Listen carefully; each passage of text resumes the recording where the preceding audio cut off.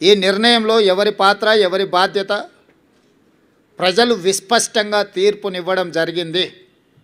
ఈ తీర్పును బాధ్యతగా తీసుకొని ఈ నగర అభివృద్ధి కోసం అవసరమైన ఈ నగరాన్ని మహానగరంగా విస్తరించి ప్రపంచ స్థాయి పెట్టుబడులను ఆకర్షించి వివిధ జిల్లాలు, వివిధ రాష్ట్రాలు, వివిధ దేశాల నుంచి వచ్చే పెట్టుబడులను ఆకర్షించడమే కాకుండా ఉద్యోగ ఉపాధి అవకాశాలకు విస్తరించే విధంగా నగరాన్ని అభివృద్ధి చేయాలనుకుంటున్నాం.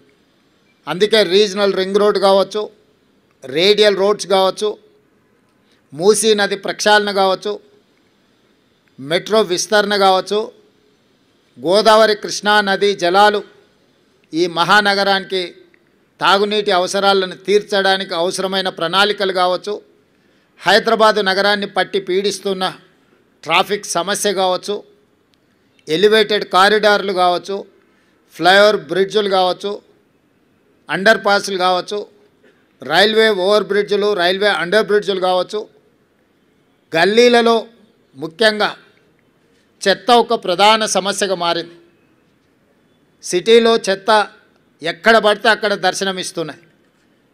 పారిశుద్ధ్య పనులలో సమస్యలను మేము పరిగణలోకి తీసుకుంటున్నాం.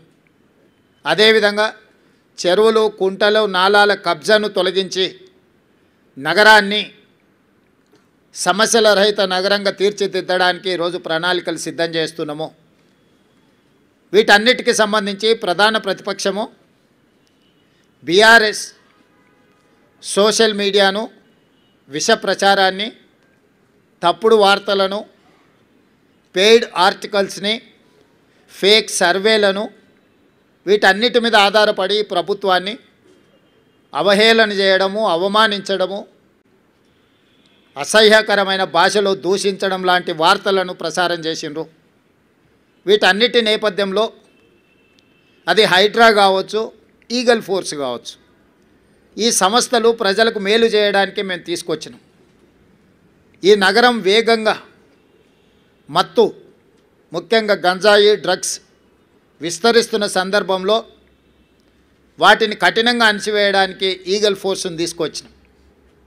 కబ్జాలను, చెరువులను, కుంటలను, నాలాలను అడ్డగోలుగా ఆక్రమించుకొని కబ్జాలకు పాల్పడుతుంటే వాటిని తొలగించడానికి హైడ్రాను తీసుకొచ్చినాం.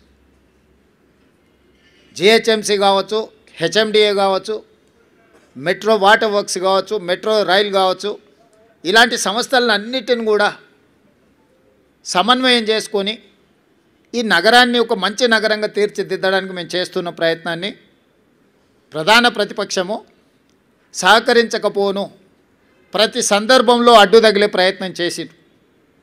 మూసీ ప్రక్షాళనకు సంబంధించి మూసీ ప్రాంతంలో నివసిస్తున్న వాళ్ళు ఎవరు అది అద్భుతంగా ఉంది అని అక్కడ ఉండడం లేదు.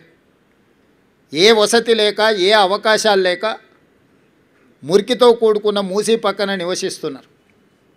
వాళ్ళకు ఒక మంచి వసతులు ఏర్పాటు చేసి వాళ్ళకు ఉపాధి కల్పించి వాళ్ళ జీవన ప్రమాణాలు పెంచి వాళ్ళ పిల్లలకు ఒక మంచి చదువులు, వాళ్ళకు ఒక మంచి వైద్యాన్ని, వాళ్ళకు ఉపాధిని కల్పించాలని చెప్పి మా ప్రభుత్వం చేస్తున్న ప్రయత్నాలను ప్రతి నిమిషం ప్రతి క్షణం అడ్డు తగిలి అన్ని రకాలుగా